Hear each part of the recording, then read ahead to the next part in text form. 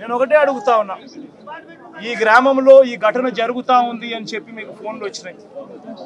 ఫోన్లు వచ్చిన తర్వాత ఎస్ఐ వచ్చినాడు, కానిస్టేబుల్ సమక్షంలో జరుగుతూ ఉన్న విషయాలు చూశాడు. చూసిన తర్వాత కూడా ఎందుకు అడిషనల్ ఫోర్సు ఈ గ్రామానికి రాలేదు? నా మొట్టమొదటి ప్రశ్న, ఎందుకు రాలేదు? తర్వాత ఎస్ఐ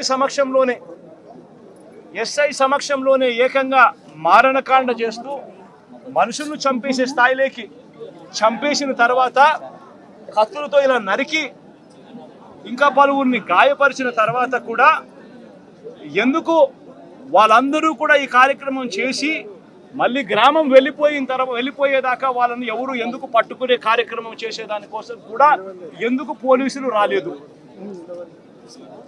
నేను అడుగుతా ఉన్నా ఈ ప్రశ్నలన్నిటికీ. ఎవరు ప్రోద్బలం ఉంది? ఎవరు ఈ పోలీసులను ఆడిస్తూ ఉన్నారు? ఏకంగా ఎస్పీ, ఏకంగా సిఐ, ఏకంగా డిఎస్పీలు ఏ ఒక్కరు కూడా అడిషనల్ ఫోర్సును పంపించుకోకుండా పగడ్బందీ ప్లాన్ ప్రకారం మనుషులను చంపేసిన వాళ్ళు ఊర్లు కూడా విడిచిపెట్టి వెళ్ళిపోయే పరిస్థితి క్రియేట్ చేసి అప్పటికి కూడా ఫోర్స్ రాకోకుండా కూడా వీళ్ళు ఆపగలిగినారు అని అంటే ఏ స్థాయిలో కుట్ర జరుగుతూ ఉంది అన్నది, ఏ స్థాయిలో రాజకీయ నాయకులు, పోలీసులు, ఏ స్థాయిలో వీళ్ళందరూ కూడా కూడబలుక్కొని భయానక వాతావరణం క్రియేట్ చేస్తూ ఉన్నారు అని చెప్పడానికి ఇది ఒక నిదర్శనం కాదా అని అడుగుతా ఉన్నా. నిజంగా లా అండ్ ఆర్డర్ ఉందా అని అడుగుతా ఉన్నా. ఈ రాష్ట్రంలో ఈ ఒక్క ఘటనే కాదు, ఈ రాష్ట్రంలో జరుగుతూ ఉన్న ప్రతి ఘటన ఇదే మాదిరిగా ఉంది. మనం వినుకొండకు నేను వెళ్ళా, నడి రోడ్డు మీద రఫీ అనే పిల్లోడిని నడి రోడ్డు మీద నరికారు. రఫీ అనే పిల్లోడిని నరికారు. ఇలాంటి ఘటనలన్నీ కూడా రాష్ట్రంలో చాలా జరిగాయి. దాదాపుగా 30కి పైగా ఇదే శ్రీశైలం కాన్స్టిట్యున్సీలో మా నాన్న దాసు, మా నాన్నను కూడా జూన్ 26వ తారీఖున పట్టపగులు 12 గంటలకు ఇదే మాదిరిగానే చంపారని చెప్పి దాసున ఇదే కాన్స్టిట్యున్సీ ఇదే మాదిరిగా ఫోటోలు చూపిస్తా ఉన్నాడు. ఆ తర్వాత తప్పనిసరి పరిస్థితిలో కేసు పెట్టాల్సిన పరిస్థితి వచ్చినప్పుడు ఆ కేసును ఆ చిన్న ముద్దాయిల దగ్గర, చిన్న మనుషుల దగ్గరనే ఆ కేసు ఆపేస్తా ఉన్నారు.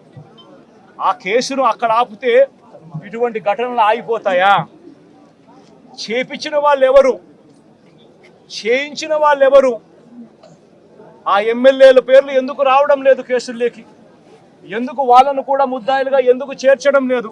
ఇదే ఎమ్మెల్యే, స్థానిక ఎమ్మెల్యే ఇదే బుడ్డా రాజశేఖర రెడ్డి, తాను ఆ వీడియో క్లిప్పింగ్ ఇదే తాను ఆత్మకూరులో విజయోత్సవ సభ అని చెప్పి మీటింగ్ పెట్టి, ఆత్మకూరులో విజయోత్సవ సభ పెట్టి ఒక ఎమ్మెల్యే మాట్లాడిన మాటలు, ఇదే స్థానిక ఎమ్మెల్యే మాట్లాడిన మాటలు, తాను మాట్లాడుతూ తాను అన్న మాటలు,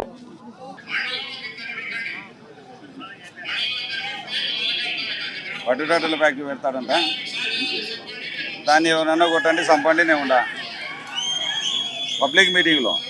మండలానికి మీరు ఇద్దరిని చంపండి, నేను ఉంటా, నేను పోలీసుని నేను చూసుకుంటానంటాడు. మీరు దాడులు చేయండి, మీరు చంపండి, పోలీసులు నేను చూసుకుంటాను, కేసులు నేను చూసుకుంటాను అని చెప్తా ఉన్నాడు.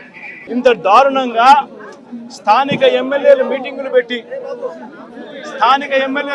పెట్టి చంపమని చెప్పి చెప్తా ఉంటే పోలీసులు ఎందుకు కేసు పెట్టడం లేదని అడుగుతా ఉన్నా.